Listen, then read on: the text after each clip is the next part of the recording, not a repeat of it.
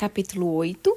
George Whitefield, o pregador ao ar livre, 1714 a 1770.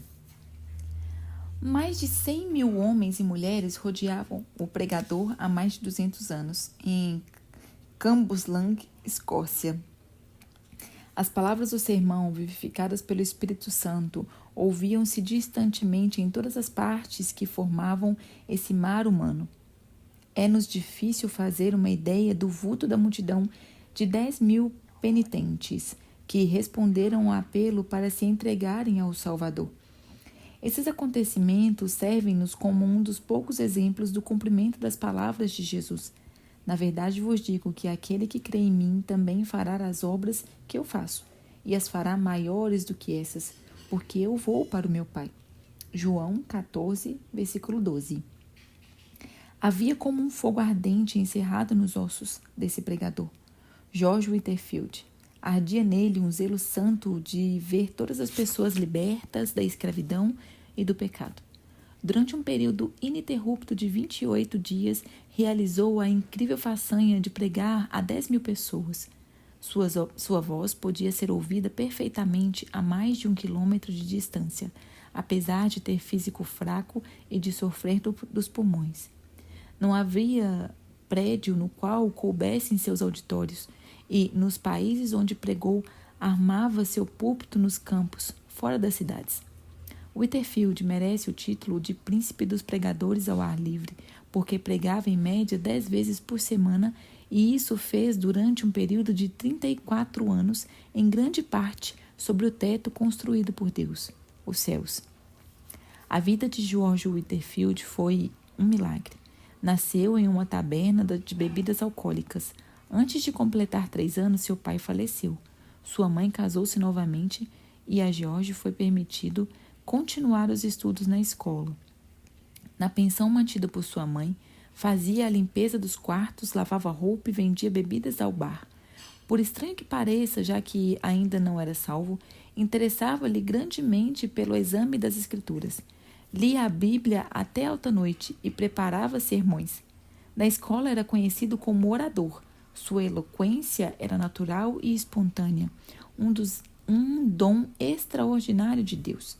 Talento este que possuía sem ele mesmo saber. Custeou os próprios estudos em Pembroke College, Oxford, servindo como garçom em um hotel.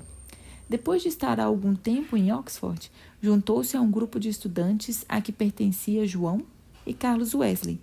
Passou muito tempo com os demais do grupo, jejuando e esforçando-se para mortificar a carne a fim de alcançar a salvação. Ele ainda não compreendia a verdadeira religião e a união da alma com Deus e a formação de Cristo em nós. Acerca da sua salvação, escreveu algum tempo antes de morrer: todas as vezes que vou a Oxford, sinto-me impelido a ir primeiro a este lugar onde Jesus se revelou a mim pela primeira vez e me deu um novo nascimento. Com a saúde abalada, talvez pelo excesso de estudo, George voltou a casa para recuperá-la. Resolvido a não cair no indiferentismo, inaugurou uma classe bíblica para jovens que, como ele, desejavam orar e crescer na graça de Deus. Visitavam diariamente os doentes e os pobres e frequentemente os prisioneiros das cadeias para orar com eles e prestar-lhes qualquer serviço manual que pudessem. Jorge tinha no coração um plano que consistia em preparar 100 sermões e apresentar-se para ser separado para o ministério. Porém, quando havia preparado apenas um sermão, seu zelo era tanto que a igreja insistia em ordená-lo com apenas 21 anos, embora fosse a regra não aceitar ninguém para tal cargo com menos de 23 anos. O dia que precedeu sua separação para o ministério, Jorge passou em jejum e oração. Acerca desse fato, ele escreveu: à tarde, retirei-me para o alto, perto da cidade, onde orei com instância durante 2 horas, pedindo ao meu favor e também por aqueles que estavam para ser separados comigo.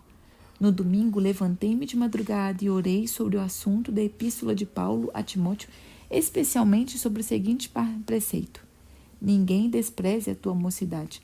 Quando o ancião me impôs as suas mãos, me deu vil coração. Se meu vil coração não me engana, ofereci todo o meu espírito, alma e corpo para o serviço do santuário de Deus.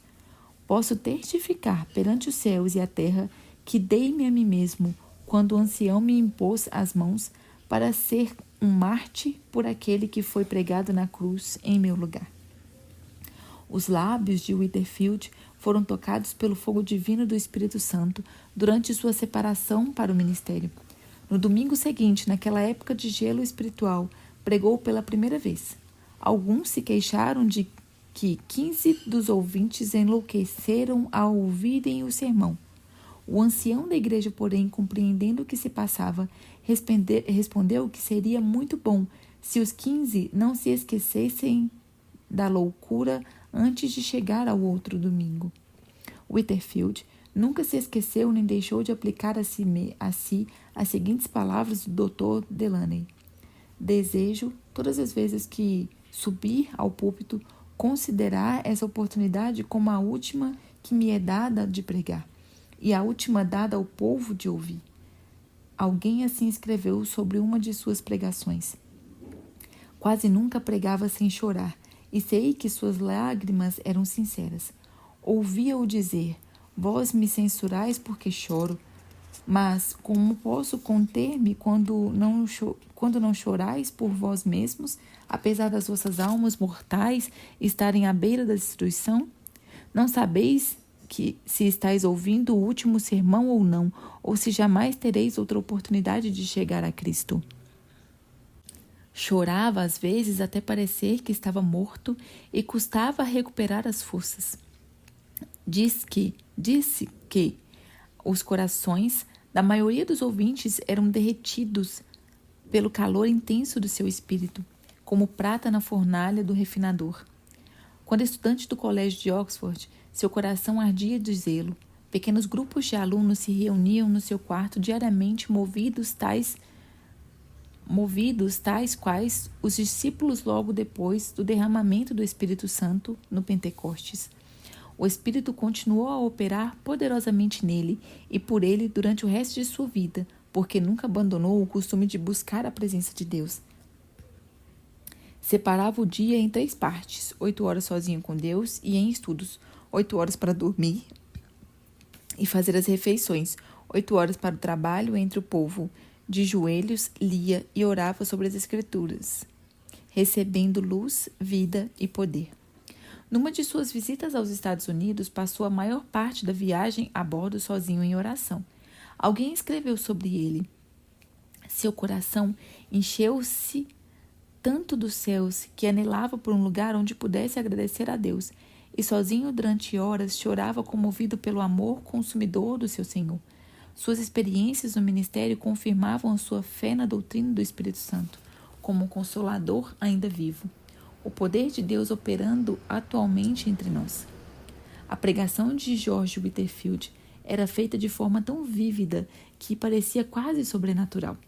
Conta-se que, certa vez, pregando a alguns marinheiros, descreveu um navio perdido num furacão.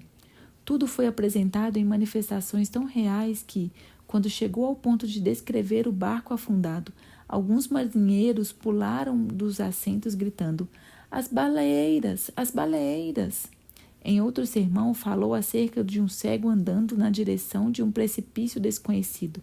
A cena foi tão real que, quando o pregador chegou ao ponto de descrever a chegada do cego à beira do profundo abismo, o camareiro mor Chesterfield, que assistia, deu um pulo gritando: meu Deus, ele desapareceu! O segredo, porém, da grande colheita de almas salvas não era sua maravilhosa voz nem a sua grande eloquência. Não era também o caso de que o povo tivesse um coração aberto para receber o Evangelho, uma vez que havia, na época, grande decadência espiritual entre os crentes. Também não foi por falta de oposição. Repetidas vezes, Whitefield pregou no campo porque as igrejas fecharam-lhe as portas. Às vezes, nem os hotéis queriam aceitá-lo como hóspede.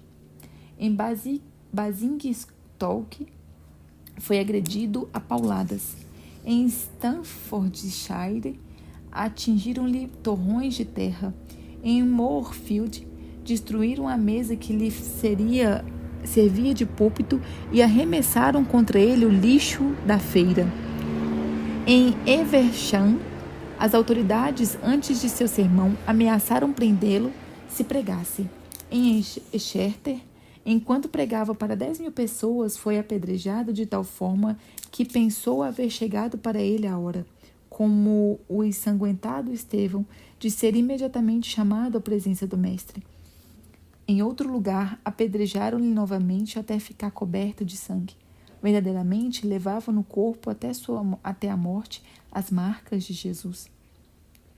O segredo de tais frutos na sua pregação era o seu amor para com Deus. Ainda muito novo, passava noites inteiras lendo a Bíblia, que muito amava. Depois de se converter, teve a primeira daquelas experiências de sentir-se arrebatado, ficando sua alma inteiramente aberta, cheia, purificada e iluminada da glória e levada a sacrificar-se inteiramente ao seu Salvador.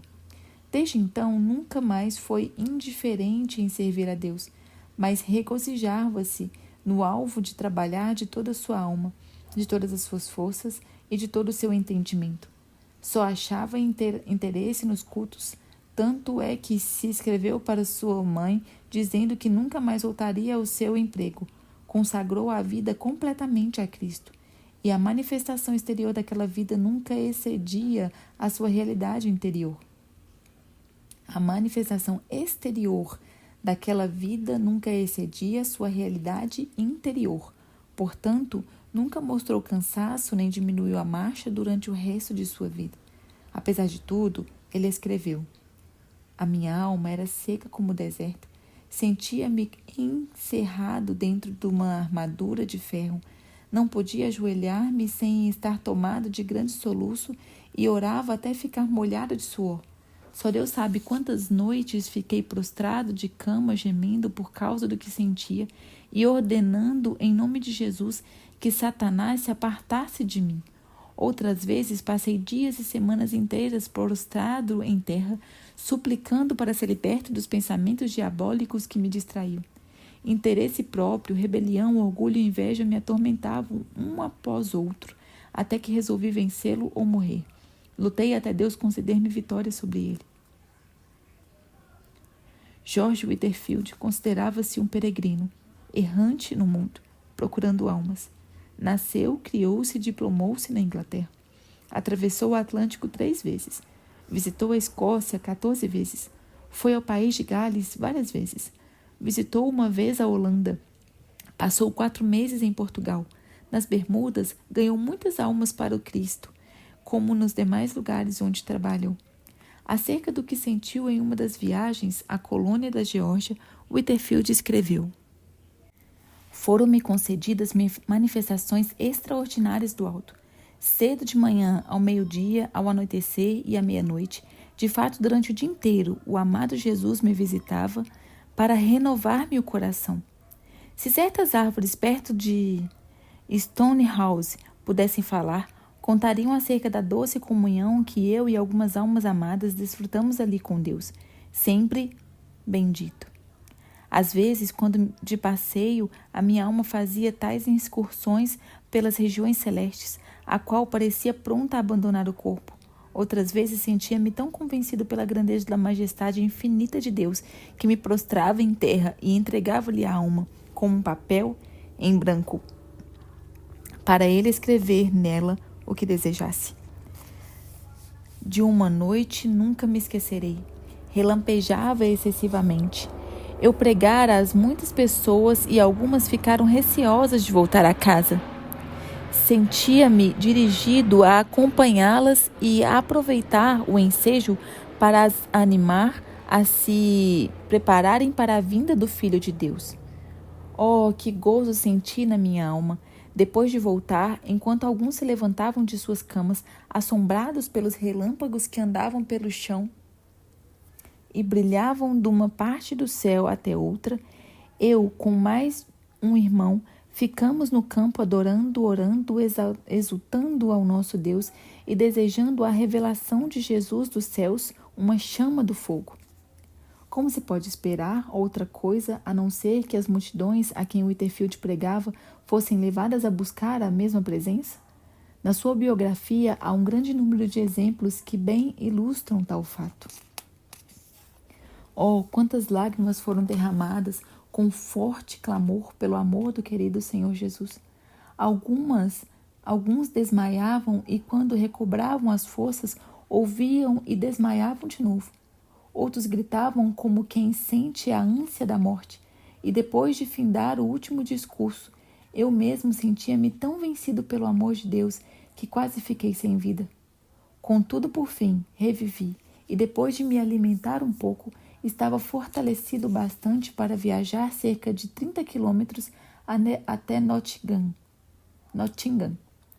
No caminho, a alma alegrou-se cantando hinos. Chegamos quase meia-noite. Depois de nos entregarmos a Deus em oração, deitamo-nos e descansamos na proteção do querido Senhor Jesus. Ó Senhor, jamais existiu amor como o teu. No dia seguinte, em Fork Manor, a concorrência aos cultos foi tão grande em Nottingham como Nottingham. O povo ficou tão quebrantado que, por todos os lados, vi pessoas banhadas em lágrimas.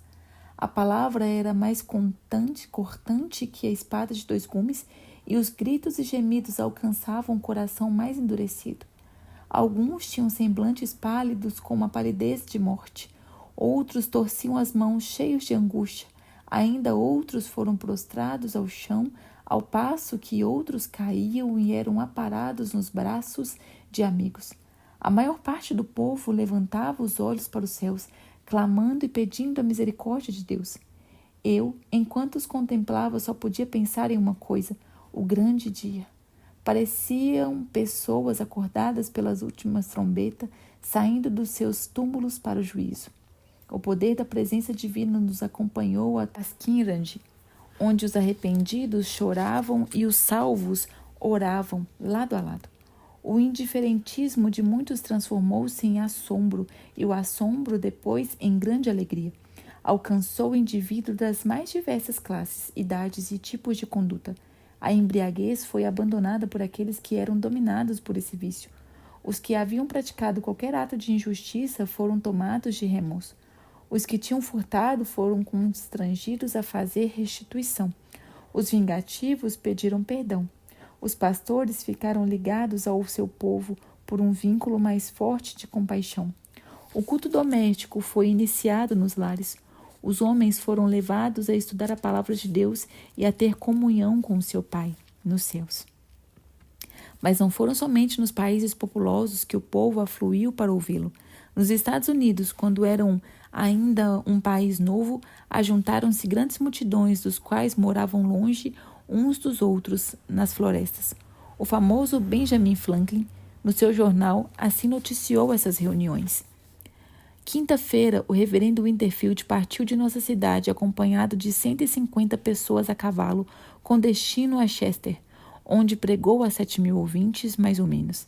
Sexta-feira, pregou 2 vezes em Willington, a quase 5.000.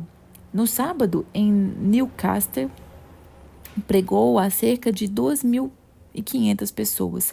E na tarde do mesmo dia, em Christina Bridge, pregou a quase 3.000. No domingo, em Whitcliffe, pregou 2 vezes, descansando meia hora entre os sermões, a 8.000 pessoas, das quais 3.000 tinham vindo a cavalo. Choveu a maior parte do tempo, porém todos se conservaram em pé ao ar livre.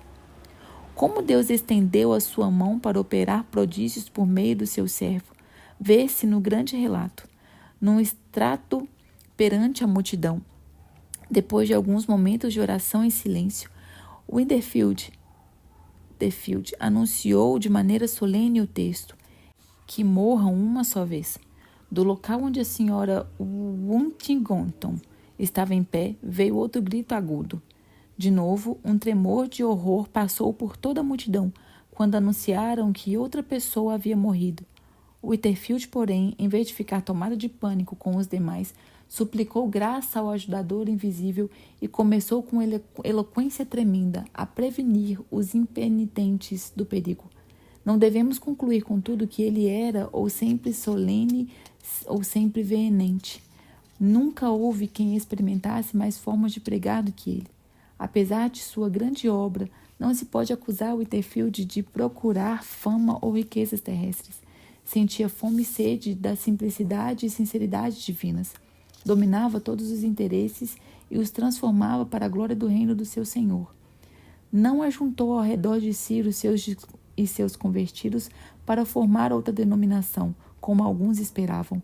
Não. Apenas dava todo o seu ser, mas queria mais línguas, mais corpos, mais almas a usar para o Senhor Jesus.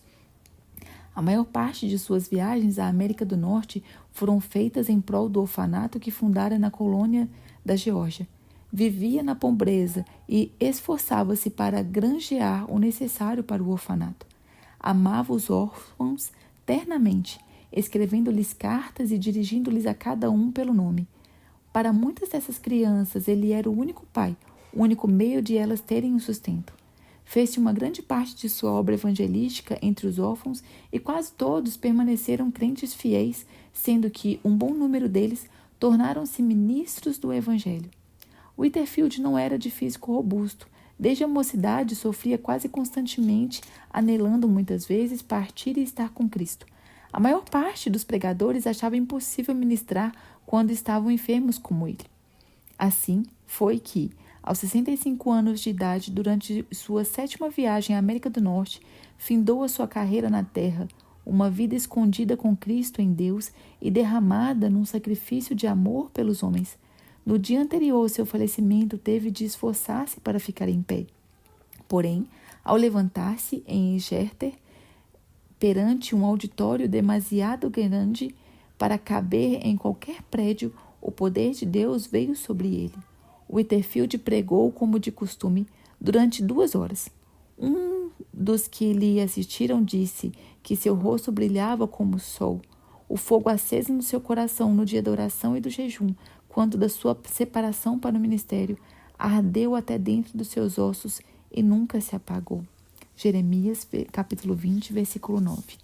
Certo homem eminente dissera a Whitefield: Não espero que Deus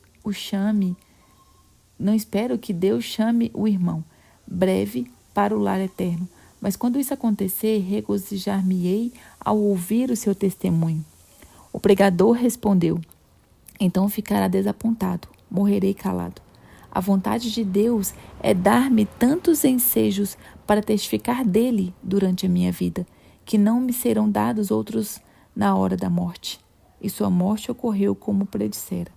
Depois do sermão em Exeter, foi a Newburyport para passar a noite na casa do pastor.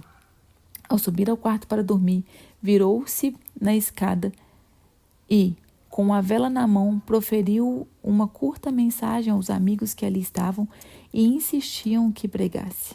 Às 2 horas da madrugada, acordou. Faltava-lhe o fôlego. Pronunciou para o seu companheiro as suas últimas palavras na terra: Estou morrendo. No seu enterro, os sinos da igreja em Newburyport dobraram e as bandeiras ficaram à meia haste.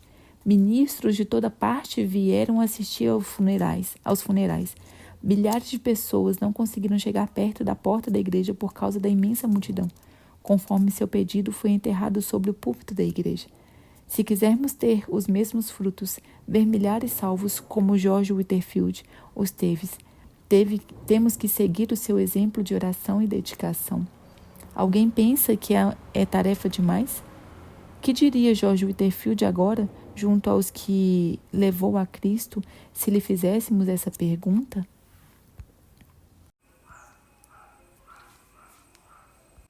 Capítulo 9. David Brainerd.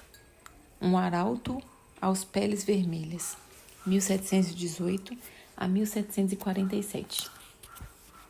Certo jovem, franzino de corpo, mas tendo na alma o fogo do amor aceso por Deus, encontrou-se na floresta. Para ele, desconhecida.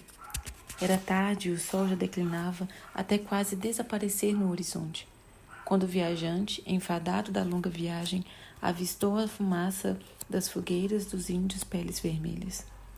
Depois de apear e amarrar seu cavalo, deitou-se no chão para passar a noite, agonizado em oração. Sem ele o saber, alguns dos silvícolas o haviam seguido silenciosamente, como serpentes, durante a tarde. Agora estacionavam atrás dos troncos das árvores para contemplar a cena misteriosa de um vulto de capa pálida, sozinho, prostrado no chão, clamando a Deus. Os guerreiros da vila resolveram matá-lo sem demora, pois acreditavam que os brancos davam uma aguardente aos peles vermelhas para, enquanto bêbados, levar-lhes as cestas e as peles de animais e ainda roubar-lhes as terras. Mas depois de cercarem furtivamente o missionário, que orava, prostrado, e o ouvirem clamando ao grande Espírito, insistindo que lhe salvasse a alma, eles partiram tão secretamente como chegaram. No dia seguinte, o moço, não sabendo o que acontecera em redor, enquanto orava em ermo, foi recebido na vila de uma maneira não esperada. No espaço aberto entre os barracas de pele, os índios cercavam o moço que, com o amor de Deus ardendo na alma, leu o capítulo 53 de Isaías. Enquanto pregava, Deus respondeu a sua oração da noite anterior e os silvícolas ouviram o sermão com lágrimas nos olhos. Esse cara pálida chamava-se David Brainerd. Nasceu em 20 de abril de 1718. Perdeu o pai aos 9 anos de idade e a mãe, filha de um pregador, aos 14 anos. Acerca de sua luta com Deus no tempo de sua conversão, tinha então 20 anos de idade, ele escreveu: Designei um dia para jejuar e orar, e passei esse dia clamando quase incessantemente a Deus. Pedi-lhe misericórdia e que ele abrisse meus olhos para a enormidade do pecado e o caminho para a vida em Jesus Cristo. Contudo, continuei a confiar nas boas obras. Então, uma noite, andando na roça, me foi dada uma visão da grandeza do meu pecado, parecendo-me que a terra se abrira por baixo dos meus pés para me sepultar e que a minha alma iria ao inferno antes de eu chegar em casa. Certo dia, estando longe do colégio, no campo, sozinho em oração, senti tanto gozo e doçura em Deus que, se eu devesse ficar nesse mundo vil, queria permanecer contemplando a glória de Deus. Senti na alma um profundo amor ardente para com os homens e anelava que eles desfrutassem desse mesmo amor. No mês de agosto, depois, senti-me tão fraco e doente, como resultado de aplicar-me demais aos estudos, que o diretor do colégio me aconselhou a voltar para casa. Estava tão fraco que tive algumas hemorragias. Senti-me perto da morte, mas Deus renovou em mim o conhecimento e o gosto das coisas divinas. Anelava tanto a presença de Deus e ficar livre do pecado, que ao melhorar, preferia morrer a voltar ao colégio e me afastar de Deus. Oh, uma hora com Deus excede infinitamente todos os prazeres do mundo.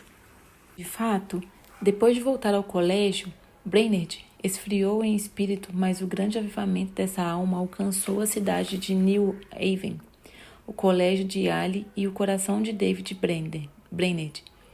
Ele tinha o costume de escrever diariamente uma relação dos acontecimentos mais importantes da sua vida, e é por esses diários que sabemos de sua vida íntima de profunda comunhão com Deus. Os poucos trechos seguintes servem como amostra do que ele deixou registrado e revelam algo de sua luta com Deus, enquanto estudava para o ministério. Fui tomado repentinamente pelo horror da minha miséria. Então clamei a Deus, pedindo que me purificasse da minha extrema imundícia. Depois, a oração se tornou muito preciosa para mim. Ofereci-me alegremente para passar os maiores sofrimentos por causa de Cristo, mesmo que fosse para ser desterrado entre os pagãos, desde que pudesse ganhar suas almas. Então Deus me deu o espírito de lutar em oração pelo reino de Cristo no mundo. Retirei-me cedo de manhã para a floresta, e foi-me concedido fervor em rogar pelo avanço do reino de Cristo no mundo. Ao meio-dia, ainda combatia em oração a Deus e sentia o poder do divino amor na intercessão. Passei o dia em jejum e oração, implorando que Deus me preparasse para o ministério. que me concedesse auxílio divino e direção, e me enviasse para a seara no dia designado por ele. Pela manhã, senti poder na intercessão pelas almas imortais e pelo progresso do reino do querido Senhor e Salvador no mundo. À tarde, Deus estava comigo de verdade. Quão bendita sua companhia! Ele me concedeu agonizar em oração até ficar com a roupa encharcada de suor, apesar de eu me achar na sombra e de soprar um vento fresco. Senti a minha alma grandemente extenuada pela condição do mundo. Esforçava-me para arrebatar multidões de almas. Sentia-me mais dilatado pelos pecadores do que pelos filhos de Deus. Contudo, anelava gastar a minha vida clamando por ambos. Passei 2 horas agonizando pelas almas imortais. Apesar de ainda muito cedo, meu corpo estava molhado de suor. Se eu tivesse 1000 vidas, a minha alma as teria dado pelo gozo de estar em Cristo. Dediquei o dia para jejuar e orar, implorando a Deus que me dirigisse e me abençoasse na grande obra que tenho para mim, e a de pregar o Evangelho. Ao anoitecer, o Senhor me visitou maravilhosamente na oração. Senti a minha alma angustiada como nunca. Senti tanta agonia que me achava ensopada de suor. Oh, Jesus suou sangue pelas pobres almas. Eu anelava mostrar mais e mais compaixão para com elas. Cheguei a saber que as autoridades esperam a oportunidade de me prender e encarcerar por ter pregado em New Haven. Fiquei mais sombrio e abandonei todas as esperanças de travar amizade com o mundo. Retirei-me para um lugar oculto na floresta e coloquei o caso perante Deus. Completados os seus estudos para o ministério, ele escreveu: preguei o sermão de despedida ontem à noite. Hoje pela manhã orei em quase todos os lugares por onde andei, e depois de me despedir dos amigos, iniciei a viagem para o habitat dos índios. Essas notas revelam, em parte, a sua luta com Deus enquanto estudava para o ministério. Um dos maiores pregadores atuais, referindo-se a esse diário, declarou: foi Brainerd quem me ensinou a jejuar e orar. Cheguei a saber que se fazer maiores coisas por meio de contato cotidiano com Deus do que por pregações. No início da história da vida de Brainerd, já relatamos como Deus lhe concedeu entrada entre os vinícolas violentos, em resposta a uma noite de oração nas profundezas da floresta. Mas, apesar de os índios lhe darem toda a hospitalidade, concedendo-lhe um lugar para dormir sobre um pouco de palha e ouvirem os sermões, comovido, Brainerd não estava satisfeito e continuava a lutar em oração, como revela seu diário. Continuo a sentir-me angustiado. À tarde preguei ao povo, mas fiquei mais desanimado acerca do trabalho do que antes. Receio que seja impossível alcançar as almas. Retirei-me e derramei a minha alma pedindo misericórdia, mas sem sentir alívio. Completo 25 anos de idade hoje.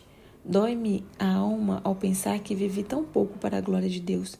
Passei o dia na floresta sozinho, derramando a minha queixa perante o Senhor. Cerca das 9 horas, saí para orar na mata. Depois do meio-dia, percebi que os índios estavam se preparando para uma festa e uma dança. Em oração, senti o poder de Deus e a minha alma extenuada como nunca antes da minha vida. Senti tanta agonia e insisti com tanta veemência que, ao levantar-me, só conseguia andar com dificuldade. O suor corria-me pelo rosto e pelo corpo. Reconheci que os pobres índios se reuniam para adorar demônios e não a Deus. Esse foi o motivo de eu clamar ao Senhor que se apressasse em desfrutar a reunião idólatra. Assim, passei a tarde orando incessantemente, pedindo o auxílio divino para que eu não confiasse em mim mesmo. O que experimentei enquanto orava foi maravilhoso. Parecia-me que não havia nada de importância em mim, a não ser a santidade de coração e vida, e o anelo pela conversão dos pagãos a Deus. Desapareceram todos os cuidados, receios e anelos. Todos juntos pareciam-me de menor importância que o sopro do vento. Anelava que Deus adquirisse para si um nome entre os pagãos.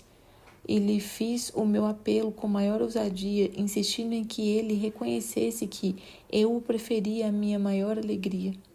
De fato, não me importava onde ou como morava, nem a fadiga que tinha de suportar, se pudesse ganhar almas para Cristo. Continuei assim, toda tarde e toda noite. Assim, revestido, Brainerd, pela manhã, voltou da mata para enfrentar os índios, certo de que Deus estava com ele, como estivera com Elias no Monte Carmelo. Ao insistir com os índios para que abandonassem a dança, eles, em vez de matá-lo, desistiram da orgia e ouviram a sua pregação de manhã e à tarde.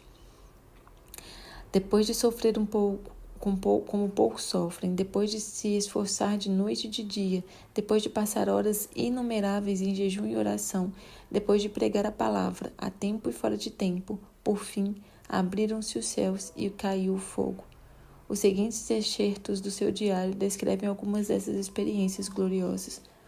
Passei a maior parte do dia em oração, pedindo que o Espírito Santo fosse derramado sobre o meu povo. Orei e louvei com grande ousadia, sentindo grande peso pela salvação das preciosas almas. Discursei à multidão extemporaneamente sobre Isaías 53:10. Todavia, ao Senhor agradou moê-lo. Muitos dos ouvintes, entre a multidão de 3 a 4 mil, ficaram comovidos a ponto de haver um grande pranto, como o pranto de Randondrimon. Ver Zacarias 12, versículo 11. Enquanto eu andava a cavalo, antes de chegar ao lugar para pregar, senti o meu espírito restaurado e a minha alma revestida com poder para clamar a Deus, quase sem cessar, por muitos quilômetros a fio. De manhã, discursei aos índios onde nos hospedamos. Muitos ficaram comovidos e, ao falar-lhes acerca da salvação da alma, as lágrimas correram abundantemente e eles começaram a soluçar e a gemer. À tarde, voltei ao lugar onde lhes costumava pregar. Eles ouviram com a maior atenção, quase até o fim. Nem a 10ª parte dos ouvintes pôde conter-se de derramar lágrimas e clamar amargamente. Quanto mais eu falava do amor e compaixão de Deus, ao enviar seu Filho para sofrer pelos pecados dos homens, tanto mais aumentava a angústia dos ouvintes. Foi para mim uma surpresa notar como seus corações pareciam traspassados pelo terno e comovente convite do Evangelho, antes de eu proferir uma única palavra de terror. Preguei aos índios sobre Isaías 53, 3 ao 10. Muito poder acompanhava a palavra e houve convicção entre os ouvintes. Contudo, não tão geral como no dia anterior, mas a maioria ficou comovida e em grande angústia de alma. Alguns não podiam caminhar nem ficar em pé, caíam no chão como se tivesse o coração traspassado e clamavam sem cessar, pedindo misericórdia. Os que vieram de lugares distantes foram levados logo à convicção pelo Espírito de Deus. À tarde, preguei sobre Lucas 15, versículo 16 ao 23. Havia muita convicção visível entre os ouvintes, enquanto eu discursava, mas, ao falar particularmente, depois, a alguns que se mostravam comovidos, o poder de Deus desceu sobre o auditório como um vento veemente e impetuoso e varreu tudo de uma maneira espetacular. Fiquei em pé, admirado da influência que se apoderou do auditório quase totalmente. Parecia, mais que qualquer outra coisa, a força irresistível de uma grande correnteza, ou dilúvio crescente, que derrubava e varria tudo o que encontrava pela frente. Quase todos oravam e clamavam, pedindo misericórdia, e muitos não podiam ficar em pé. A convicção que cada um sentiu foi tão grande que parecia ignorar por completo os outros em redor, mas cada um continuou a orar por si mesmo. Lembrei-me de Zacarias, capítulo 12, do 10 ao 12. Porque havia grande pranto com um pranto de Hadadrimon, parecendo que cada um pranteava à parte. Parecia-me um dia muito semelhante ao dia em que Deus mostrou seu poder a Josué. Josué 10, versículo 14. Porque era um dia diferente de qualquer dia que tinha presenciado antes. Um dia em que Deus fez muito para destruir o reino das trevas entre esse povo. É difícil reconhecer a magnitude da obra de Deus. da obra de David Brainerd entre as diversas tribos de índios nas profundezas das florestas. Ele não entendia os seus idiomas. Se lhes transmitia a mensagem de Deus ao coração, deveria achar alguém que pudesse servir como intérprete.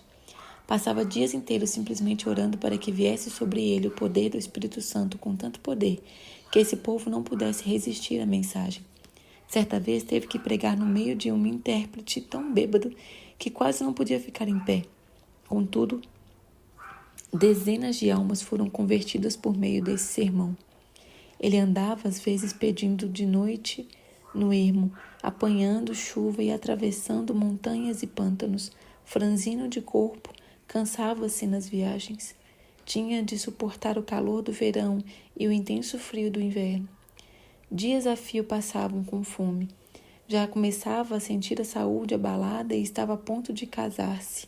Sua noiva era Jerusa Edwards, filha de Jonathan Edwards, e estabelecer um lar entre os índios convertidos, ou voltar a aceitar o pastorado de uma igreja que o convidava. Porém, reconhecia que não podia viver por causa da sua doença, mais que 1 ou 2 anos, e resolveu então arder até o fim. Assim, depois de ganhar a vitória em oração, clamou: Eis-me aqui, Senhor, envia-me a mim até os confins da terra, envia-me aos selvagens do ermo, envia-me para longe de tudo que se chama conforto na terra, envia-me mesmo para a morte, se for no teu serviço e para promover o teu reino.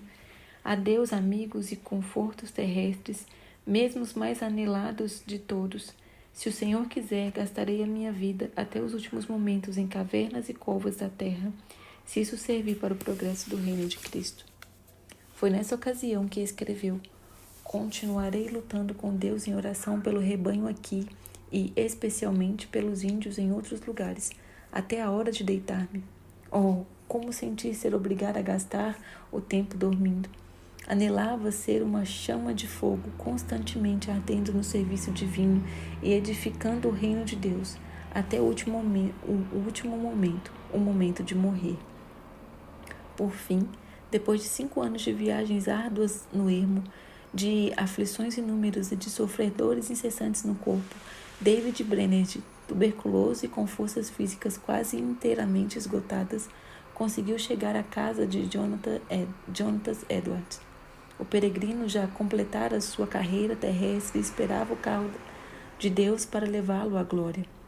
Quando, no leito de sofrimento, viu alguém entrar no quarto com a Bíblia, exclamou: Oh, querido livro, breve hei de vê-lo aberto. Os seus mistérios me serão então desvendados. Suas forças físicas minguaram e ele falava com mais e mais dificuldade, mas sua percepção espiritual parecia aumentar. Fui feito para a eternidade, como anelo estar com Deus e prostrar-me perante Ele. Oh, que o Redentor pudesse ver o fruto do trabalho de sua alma e ficar satisfeito. Oh, vem, Senhor Jesus, vem depressa. Amém. E foi assim que dormiu no Senhor. Depois desse acontecimento, Jerusa Edward começou a murchar como uma flor, e 4 meses depois, também foi morar na cidade celeste. De um lado do seu túmulo está o de seu noivo, David Brainerd, e do outro lado está o túmulo de seu pai, Jonathan Edwards. O desejo veemente da vida de David Brainerd era o de arder como uma chama por Deus, até o último momento, como ele mesmo dizia. Anelo ser uma chama de fogo constantemente ardendo no serviço divino, até o último momento, o momento de falecer. Brainerd findou a sua carreira terrestre aos 29 anos. Contudo, apesar de sua grande fraqueza física, fez mais que a maioria dos homens fez em 70 anos. Sua biografia, escrita por Jonathan Edwards e revisada por John Wesley, teve mais influência sobre a vida de A.G. Gordon do que qualquer outro livro, exceto a Bíblia. Guilherme Carey leu a história que narra sua obra e consagrou sua própria vida ao serviço de Cristo e nas trevas da Índia. Roberto McShane leu o diário de David e gastou sua vida entre judeus. Henrique Martin leu sua biografia e decidiu consumir-se dentro de um período de 6 anos e meio na Pérsia, a serviço do mestre. O que Davi escreveu a seu irmão Israel Brennett é para nós um desafio à obra missionária. Digo, agora morrendo, que não teria gastado a minha vida de outra forma, nem por tudo o que há no mundo. Capítulo 10. Guilherme Carey, o pai das missões modernas, 1761 a 1834. O menino Guilherme Carey era apaixonado pelo estudo da natureza. Enchia seu quarto de coleções de insetos, flores, pássaros, ovos, ninhos e etc. Certo dia, ao tentar alcançar um ninho de passarinhos, caiu de uma árvore alta. Ao experimentar a segunda vez, caiu novamente. Insistiu a terceira vez, caiu e quebrou uma perna. Algumas semanas depois, antes de a perna sarar, Guilherme entrou em casa com um ninho na mão. "Subiste à árvore novamente?" exclamou sua mãe. "Não pude evitar, tinha de possuir o ninho, mamãe", respondeu o menino. Diz que Guilherme Carey, fundador das missões atuais, não era dotado de inteligência superior e nem de qualquer dom que deslumbrassem os homens. Entretanto, foi essa característica de persistir com o espírito indômito e inconquistável até completar tudo quanto iniciara, que fez o segredo do maravilhoso êxito de sua vida. Quando Deus o chamara a iniciar qualquer tarefa, permanecia firme, dia após dia, mês após mês, ano após ano, até acabá-la. Deixou o Senhor utilizar-se de sua vida não somente para evangelizar durante um período de 41 anos no estrangeiro, mas também para executar a façanha, por incrível que pareça, de traduzir as Sagradas Escrituras em mais de 30 línguas. O avô e o pai do pequeno Guilherme pertenciam à igreja anglicana e eram sucessivamente professor e sacristão da paróquia. Assim, o filho aprendeu o pouco que o pai podia ensinar-lhe. Mas não satisfeito com isso, Guilherme continuou seus estudos sem mestre. Aos 12 anos, adquiriu um exemplar do vocabulário latino organizado por Dichi, o qual decorou. Aos 14 anos, iniciou a carreira como aprendiz de sapateiro. Na loja, encontrou alguns livros dos quais se aproveitou para estudar. Assim, iniciou o estudo do grego. Foi nesse tempo que chegou a reconhecer que era um pecador perdido e começou a examinar cuidadosamente as Escrituras. Não muito depois de sua conversão, com 18 anos de idade, pregou o seu primeiro sermão. Ao reconhecer que o batismo por imersão é bíblico e apostólico, deixou a denominação a que pertencia. Tomava emprestado livros para estudar e, apesar de viver na pobreza, adquiriu alguns livros usados. Um de seus métodos para aumentar o conhecimento de outras línguas consistia em ler diariamente a Bíblia em latim, em grego e em hebraico. Com a idade de 20 anos, casou-se. Os membros da igreja onde pregava, entretanto, eram pobres, e Carey teve de continuar seu ofício de sapateiro para ganhar o pão cotidiano. O fato de o Sr. Wold, seu patrão, exibir na loja um par de sapatos fabricados por Guilherme como amostra provava a habilidade do rapaz. Foi durante o tempo em que ensinava geografia em Mouldon que Carey leu o livro As Viagens do Capitão Cook, oportunidade em que Deus falou à sua alma acerca do estado abjeto dos pagãos sem o Evangelho. Na sua tenda de sapateiro, afixou na parede um grande mapa mundi, que ele mesmo desenhara cuidadosamente. Incluíra nesse mapa todos os dizeres disponíveis, o número exato da população, a flora e a fauna, as características dos ambientes e dos habitantes e etc. De todos os países. Enquanto consertava sapatos, levantava os olhos de vez em quando para o mapa e meditava sobre quais as condições dos vários povos e a maneira de os evangelizar. Foi assim que sentiu mais e mais a chama de Deus para preparar a Bíblia para outros milhões de hindus na própria língua deles. A denominação a que Guilherme pertencia, depois de aceitar o batismo por imersão, achava-se em grande decadência espiritual. Alguns ministros reconheceram a gravidade da situação e concordaram em passar 1 hora em oração na primeira segunda-feira de todos os meses, pedindo a Deus um grande avivamento.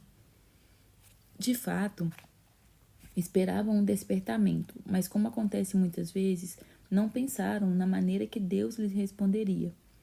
As igrejas de então não aceitavam a ideia, que consideravam absurda, de levar o evangelho aos pagãos. Certa vez, numa reunião do ministério, Carey levantou-se e sugeriu que ventilassem esse assunto. O dever dos crentes em promulgar o evangelho às nações pagãs. O vulnerável presidente da reunião, surpreendido, pôs-se em pé e gritou: "Jovem, sente-se!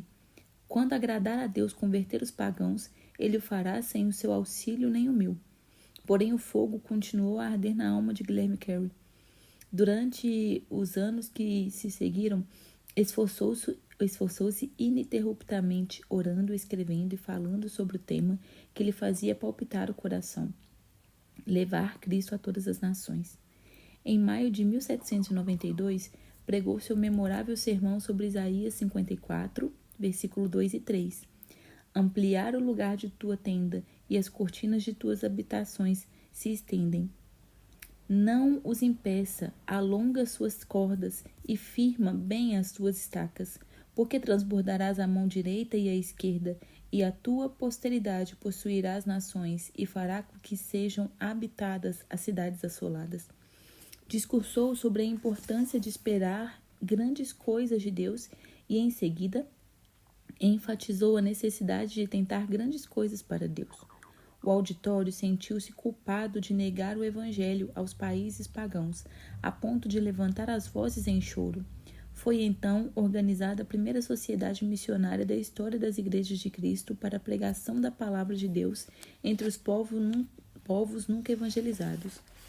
Alguns, como Brainerd, Elliot e Stuart, já tinham ido pregar a lugares distantes, mas sem que as igrejas se unissem para sustentá-los. Apesar de a sociedade missionária ter sido o resultado da persistência e esforços de Carey, ele mesmo não tomou parte na sua formação. O seguinte, porém, foi escrito acerca dele nesse tempo: "Aí está Carey, de estatura pequena, humilde de espírito, quieto e constante, tem transmitido o espírito missionário aos corações dos irmãos e agora quer que saibam da sua prontidão em ir aonde quer que eles desejem e está bem contente que formulem todos os planos." Nem mesmo com essa vitória foi fácil para Guilherme Carey concretizar o sonho de levar Cristo aos países que jaziam nas trevas. Dedicava o seu espírito idômito a alcançar o alvo que Deus lhe marcara. A igreja onde pregava não consentia que deixasse o pastorado. Somente quando recebeu a visita dos membros da sociedade é que o problema foi resolvido. No relatório da igreja consta o seguinte registro: "Apesar de concordar com ele, não achamos bom que nos deixe aquele a quem amamos mais que a nossa própria alma. Entretanto, o que mais sentiu foi quando sua esposa recusou terminantemente deixar a Inglaterra com os filhos. Carey estava tão certo de que o Senhor o chamava para trabalhar na Índia que nem por isso vacilou. Havia outro problema que parecia insolúvel. Era proibida a entrada de qualquer missionário na Índia. Sob tais circunstâncias, era inútil pedir licença para entrar. Foi nessas condições que conseguiram embarcar, mas infelizmente o navio demorou algumas semanas para zarpar. E pouco antes de partir, os missionários receberam ordem para que desembarcassem. A sociedade missionária, apesar de tantos contratempos, continuou a confiar em Deus. Conseguiram granjear dinheiro e compraram passagens para a Índia, em um navio dinamarquês. Uma vez que Carey rogou a sua querida esposa que o acompanhasse, mas ela ainda persistia na recusa. Nosso herói, ao despedir-se dela, disse: "Se eu possuísse o mundo inteiro, daria alegremente tudo pelo privilégio de levar-te e os nossos queridos filhos comigo. Mas o sentido do meu dever sobrepuja todas as outras considerações. Não posso voltar para trás sem romper em culpa a minha alma. Porém, antes de o navio partir, um dos missionários foi à casa de Carrie. Grande foi a surpresa e regozijo de todos ao saberem que esse missionário conseguiu induzir a esposa de Carrie a acompanhar seu marido. Deus comoveu o coração do comandante do navio a levá-la em companhia dos filhos sem pagar passagem. Certamente a viagem à vela não era tão cômoda como os vapores modernos. Apesar dos temporais, Carrie aproveitou-se do ensejo para estudar o Bengali e ajudar um dos missionários na obra de verter o livro de Gênesis para a língua indiana. Guilherme Carey aprendeu o suficiente o Bengali durante a viagem para conversar com o povo. Pouco depois de desembarcar, começou a pregar e os ouvintes vinham para ouvir em número sempre crescente. Carey percebeu a necessidade imperiosa de o povo possuir a Bíblia na própria língua e, sem demora, entregou-se à tarefa de traduzi-la. A rapidez com que aprendeu as línguas na Índia é uma admiração para os maiores linguistas. Ninguém sabe quantas vezes o nosso herói se mostrou desanimadíssimo na Índia. A esposa não tinha interesse nos esforços de seu marido e enlouqueceu. A maior parte dos ingleses com quem Carey teve contato o tinham como louco. Durante quase 2 anos, nenhuma carta da Inglaterra lhe chegou às mãos. Muitas vezes faltava aos seus dinheiro e alimento. Para sustentar a família, o missionário tornou-se lavrador da terra e empregou-se em uma fábrica de anil. Durante mais de 30 anos, Carey foi professor de línguas orientais no colégio de Fort Williams. Fundou também o Serampore College para ensinar os obreiros. Sob a sua direção, o colégio prosperou, preenchendo um grande vácuo na evangelização do país. Ao chegar à Índia, Carey continuou os estudos que começara quando menino. Não somente fundou a Sociedade de Agricultura e Horticultura, mas criou um dos melhores jardins botânicos do país, além de redigir e publicar o Hortus Bengalensis, o livro Flora Indica. Outras de suas obras foi considerada obra-prima por muitos anos. Não se deve concluir, contudo, que para Guilherme Carey a horticultura fosse mais do que um passatempo. Dedicou-se também a ensinar nas escolas de crianças pobres, mas acima de tudo sempre lhe ardia no coração o desejo de se esforçar na obra de ganhar almas. Quando um de seus filhos começou a pregar, Carey escreveu: "Meu filho Félix respondeu à chamada para pregar o Evangelho." Anos depois, quando esse filho aceitou o cargo de embaixador da Grã-Bretanha no Sião, o pai, desapontado e angustiado, escreveu para um amigo. Félix encolheu-se até tornar-se um embaixador. Durante o período de 41 anos que passou na Índia, não visitou a Inglaterra. Falava, embora com dificuldade, mais de 30 línguas indianas. Dirigia a tradução das escrituras em todas elas e foi apontado para o serviço árduo de tradutor oficial do governo. Escreveu várias gramáticas indianas e compilou notáveis dicionários dos idiomas Bengali, Marathi e Sânscrito. O dicionário do idioma Bengali consta de 3 volumes e inclui todas as palavras da língua, traçadas até a sua origem e definidas em todos os seus sentidos. Tudo isso era possível porque sempre economizava o tempo, segundo se deduz do que escreveu seu biógrafo. Desempenhava essas tarefas hercúleas sem pôr em risco a sua saúde, aplicando-se metódica e rigorosamente ao programa de trabalho, ano após ano. Divertia-se passando uma tarefa para outra. Dizia que se perde mais tempo trabalhando inconstante e indolentemente do que nas interrupções de visitas. Observava, portanto, a norma de entrar sem vacilar na obra marcada e de não deixar coisa alguma desviar a sua atenção durante aquele período. O seguinte escrito, em que pede desculpas a um amigo pela demora em responder-lhe a carta, mostra como muitas de suas obras avançavam juntas. Levantei-me hoje às 6 da manhã. Li um capítulo da Bíblia hebraica. Passei o resto do tempo até às 7 em oração. Então assistiu o culto doméstico em Bengali com os criados. Enquanto esperava o chá, li um pouco em persa com um monge que me esperava. Li também, antes de comer, uma porção das escrituras em hindustani. Logo depois de comer, sentei-me com um pundit que me esperava, para continuar a tradução dos sânscritos para os Ramayana. Trabalhamos até às 10 horas, quando então fui ao colégio para ensinar até quase às 14 horas. Ao voltar para casa, li as provas da tradução de Jeremias em Bengali, só findando em tempo para jantar. Depois do jantar, traduzi, ajudado pelo Pundit, chefe do colégio, a maior parte do capítulo 8 de Mateus em sânscrito. Nisto, fiquei ocupada até às 18 horas. Depois, assentei-me com um pundit de Telinga para traduzir o sânscrito para a língua dele. Às 7 da noite, comecei a meditar sobre a mensagem para um sermão e preguei em inglês às 7h30. Cerca de 40 pessoas assistiram ao culto, entre as quais um juiz Sunder Dewani. Depois do culto, o juiz contribuiu com 500 rúpias para a construção de um novo templo. Todos os que assistiram ao culto tinham saído às 21 horas. Sentei-me para traduzir o capítulo 11 de Ezequiel para o Bengali. Findei às 23 horas e agora estou escrevendo essa carta. Depois, encerrei o dia com uma oração. Não há dia em que disponha de mais tempo do que isto, mas o programa varia. Com a avançada idade, seus amigos insistiam em que diminuísse os esforços, mas sua aversão à inatividade era tal que continuava trabalhando mesmo quando a força física não acompanhava a necessária energia mental. Por fim, viu-se obrigado a ficar de cama, onde continuava a corrigir provas de tradução.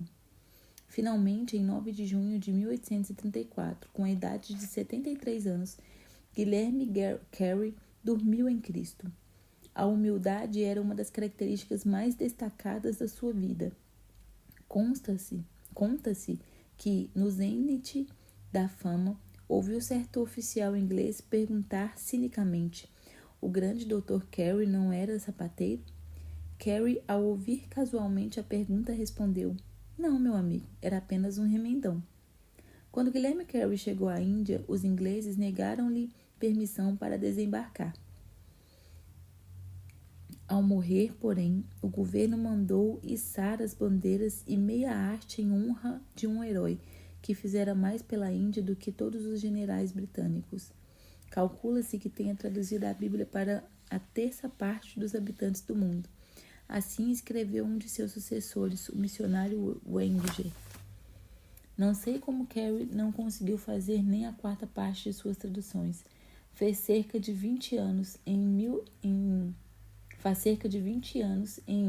1855, que alguns missionários, ao apresentarem o evangelho no Afeganistão, acharam que a única versão que esse povo entendia era o Pashto, feita em Serampore por Carey. O corpo de Guilherme Carey descansa, mas a sua obra continua a servir de bênção a uma grande parte do mundo. Capítulo 11. Christmas Evans, o John Bunyan de Gales.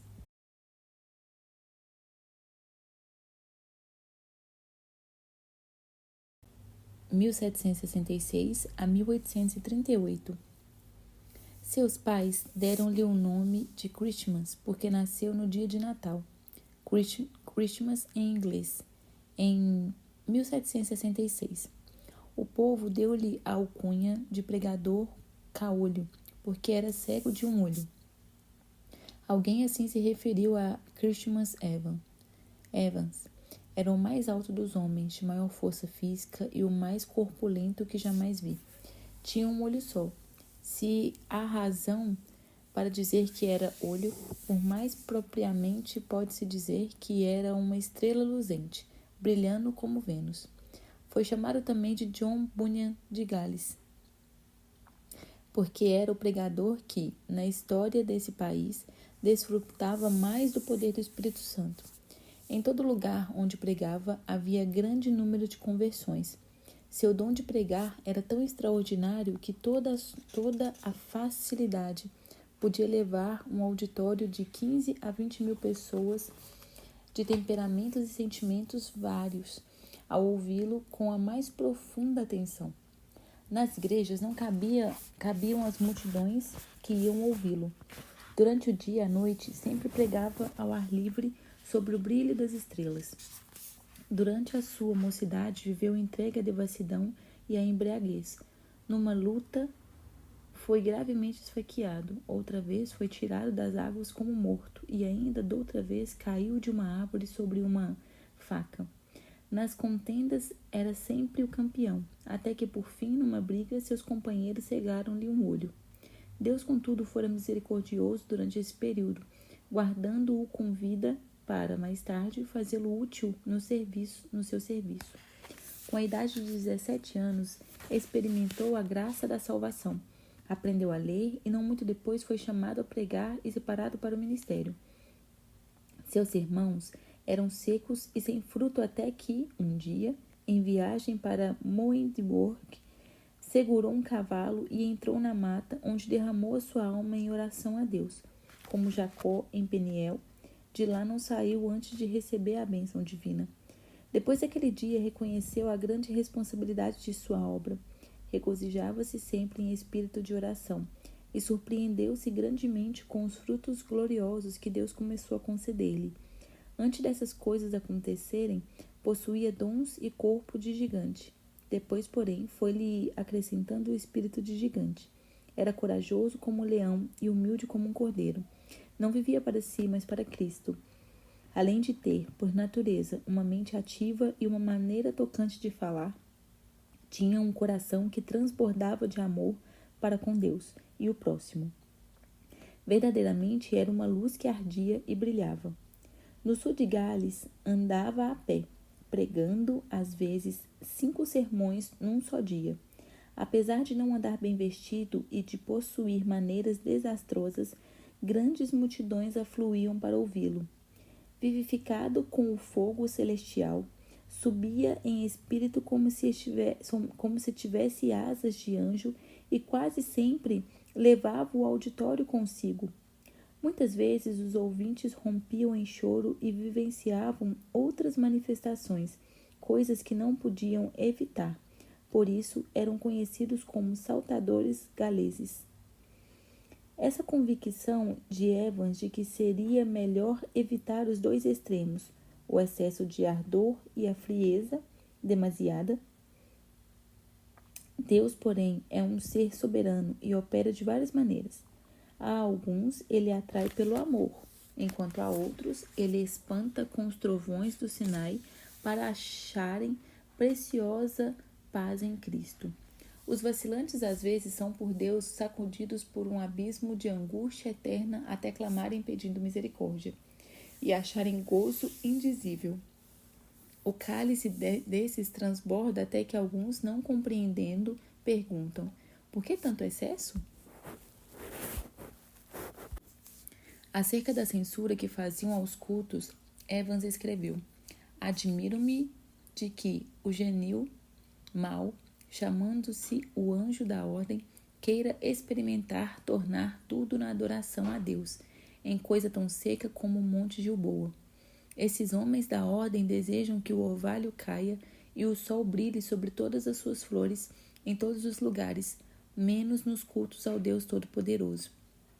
Nos teatros, nos bares e nas reuniões políticas, os homens comovem-se, entusiasmam-se e são tocados de fogo como qualquer saltador gales. Mas, segundo eles desejam, não deve haver coisa alguma que dê vida e entusiasmo à religião. Irmãos, meditai nisso. Tendes razão ou estáis errados? Conta-se que, em certo lugar, havia 3 pregadores para falar, sendo Evans o último. Era um dia de muito calor. Os primeiros 2 sermões foram muito longos, de forma que todos os ouvintes ficaram indiferentes e quase exaustos. Porém, depois de Evans haver pregado cerca de 15 minutos sobre a misericórdia de Deus, Tal qual se vê na parábola do filho pródigo, centenas dos que estavam sentados na relva repentinamente ficaram em pé. Alguns choravam e outros oravam sobre grande angústia. Foi impossível continuar o sermão. O povo continuou a chorar e orar durante o dia inteiro, e de noite até o amanhecer. Na ilha de Anglesey, porém, Evans teve de enfrentar certa doutrina chefiada por um orador eloquente e instruído. Na luta contra o erro dessa seita, continuou a esfriar espiritualmente. Depois de alguns anos, não mais possui o espírito de oração, nem o gozo da vida cristã. Mas ele mesmo descreveu como buscou e recebeu de novo a unção do poder divino que fez a sua alma abrasar-se ainda mais do que antes. Não podia continuar com meu coração frio para com Cristo, sua expiação e a obra de seu Espírito. Não suportava o coração frio no púlpito, na oração particular e no estudo, especialmente quando me lembrava de que durante 15 anos o meu coração se abrasava como se eu andasse como Jesus no caminho de Emaús. Chegou o dia, por fim, que nunca mais esquecerei. Na estrada de Gongeli, sentindo-me obrigado a orar, apesar de ter o coração endurecido e carnal, depois de começar a suplicar, senti como que pesados grilhões me caíssem e como que montanhas de gelo se derretessem dentro de mim. Com essa manifestação, aumentou em mim a certeza de haver recebido a promessa do Espírito Santo. Parecia-me que o meu espírito inteiro fora solto de uma prisão prolongada, ou como se estivesse saindo do túmulo no inverno muitíssimo frio. Correram-me abundantemente as lágrimas e fui constrangido a clamar e pedir a Deus o gozo da sua salvação e que ele visitasse de novo as igrejas de Anglesey, que estavam sob os meus cuidados. Tudo entregarei nas mãos de Cristo. No culto seguinte, senti-me como que removido da região estéril e frígida de gelo espiritual para as terras agradáveis das promessas de Deus. Recomecei então os primeiros combates em oração, sentindo um forte anelo pela conversão dos pecadores, tal como tinha sentido em Leme. Apoderei-me da promessa de Deus. O resultado foi que vi, ao voltar para casa, o espírito operador nos irmãos de Anglesey, dando-lhes o espírito de oração como uma importunação.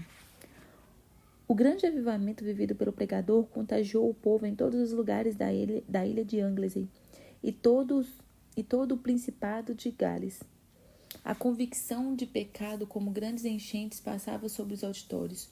O poder do Espírito Santo operava até o povo chorar e dançar de alegria. Um dos quais assistiram ao seu famoso sermão sobre o endemoniado gadareno conta que Evans retratou tão fielmente a cena do livramento do pobre endemoniado, a admiração do povo ao vê-lo liberto, o gozo da esposa e dos filhos quando voltou para casa curado, que o auditório rompeu em grande riso e choro. Alguém assim se expressou. O lugar tornou-se um verdadeiro botequim de choro. Outro dia, disse que o auditório ficou como